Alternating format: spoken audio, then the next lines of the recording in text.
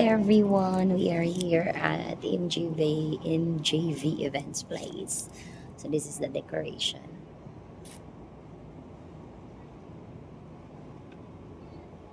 Ayan.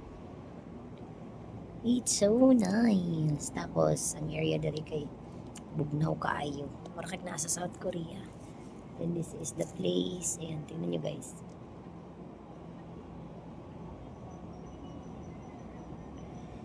Hinlo kayo ang area, wala kayo makita nga abog-abog sa kilid.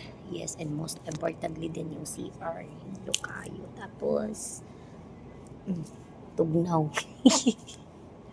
Kung kamot nang asap na bugnaw siya. Wala pa po'y tao. We're waiting sa atin. Sa mga bisita nga mo abot, medyo pagaw ta karon. Kaya nikaon kong ice cream gahapon. But still, ilalaban natin to. Ayan, with my spinner, Ate Gwen.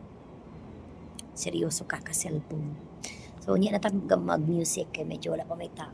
So, ang booking sa ako kay 10. Time check, 11:15. Yes, 11:15 na sa morning.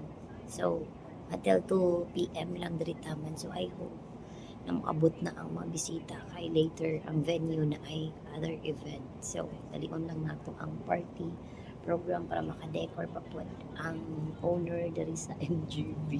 Yes.